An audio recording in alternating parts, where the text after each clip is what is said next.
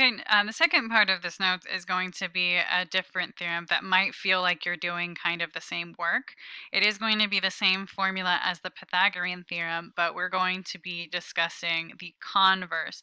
If you're curious about what converse means in a math situation, go back and watch the video that is about what does it mean to have a converse in math. But it's going to start with the Pythagorean theorem. So let's compare to the formula for the Pythagorean theorem, but just remember that there's actually two parts to it. It's not just, oh, hey, it's this equation. The first part is you need a right triangle, and the second part is the equation. So let's think about that. Part one, you have a right triangle. Part two, you use this equation. So the converse is going to switch the order of those two things. So instead of saying if you have a right triangle, we're going to say if it is true that a squared plus b squared is equal to c squared, then it looks like whatever you're working with, the triangle is a right triangle.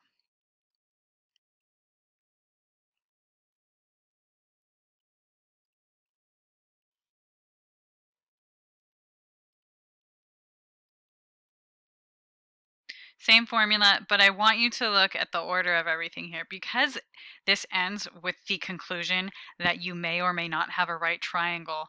Our answers are not going to be numbers. Our answers are going to be words. Our answers are going to be things like, yes, this is a right triangle, or no, this is not a right triangle. So let's use example 4 to see if this uses the converse. Let's see what example 4 is asking us to find. Example 4 says, are the triangles right triangles? Before we look at anything, just think to yourself, what is an appropriate answer to that question? Is it a number? Let me think about that kind of conversation. Imagine I said to you, is this a right triangle? And you said 4. Okay, that's I wouldn't know what to do. If I say to you, is this the right triangle? Your answer is yes, no, or maybe. So our answers here are going to be yes or no. So what do we have here? We have a triangle. I'm not going to say a right triangle because guess what? We don't know that, and that's what we're trying to figure out. I have a triangle and I have 3 side lengths. If I have the 3 side lengths of a triangle and I want to know if this is a right triangle, I'm going to use the converse of the Pythagorean theorem. Hey guys, let's go ahead and draw a line. Let's organize this a little bit. We've got 2 problems here. Okay, so my answer keys for this one, remember how we said the answer is either yes, it's a right triangle, or no, it's not. So let's make a lot of room here because we need to write a sentence. So it's going to be either yes or no. So let's leave a space here. Yes or no, comma.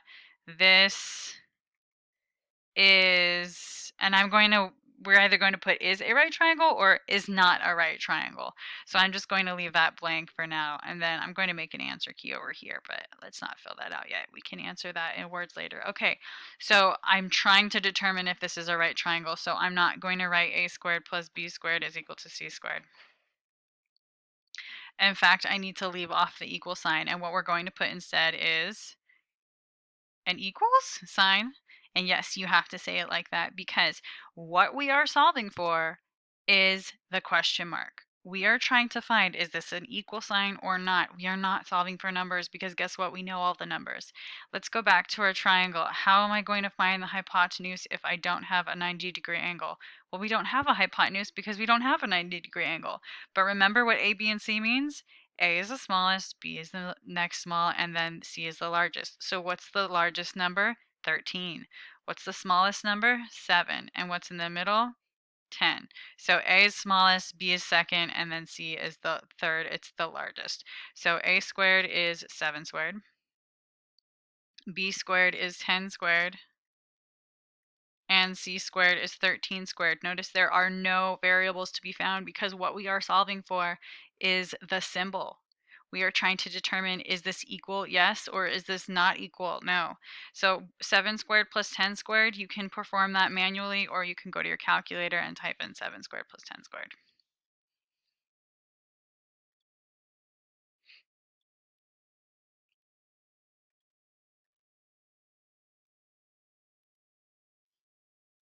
$149.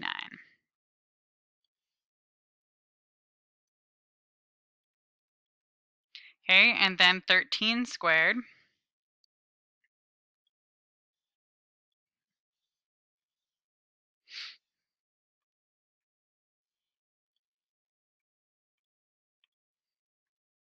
169. Okay, so think about this. What did we just figure out? We have 149 over here. We have 169 over here. Are these numbers equal? I really hope you said no, they are not equal. 149 is not the same as 169. If I owe you $169, but I only give you $149, you're not going to be happy. So what is my answer? My answer is no. This is not a right triangle.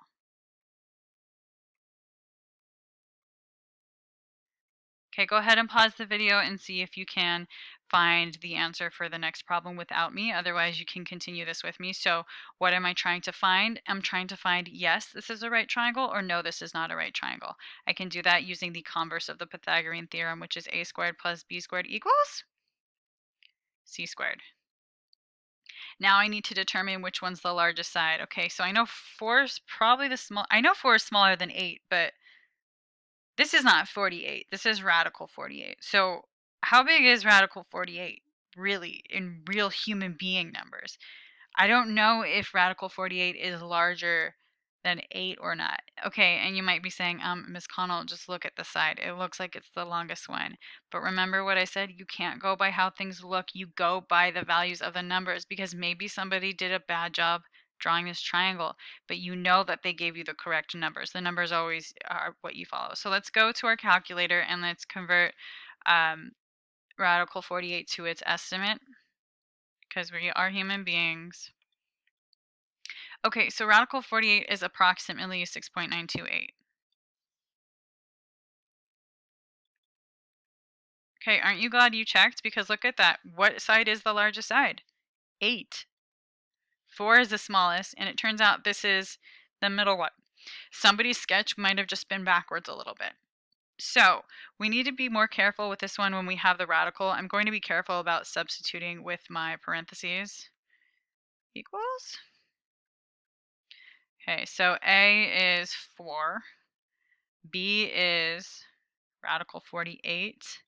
And then C is 8. Now, when we type this in the calculator, if you forget the parentheses, you're going to get the answer incorrect.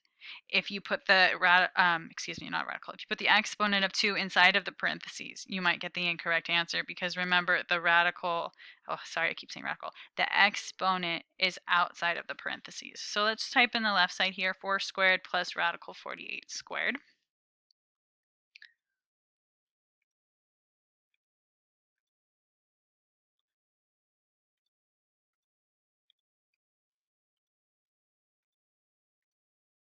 $64.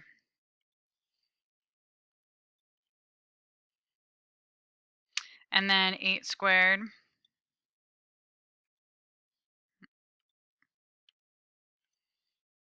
8 squared is also 64. So something different happened this time. We got the same number on the left side as we did on the right side. So I'm going to ask you, what did we just figure out? Is the left side equal to the right side, yes or no? The answer is yes. So because we did get an equal sign, my answer is yes. This is a right triangle.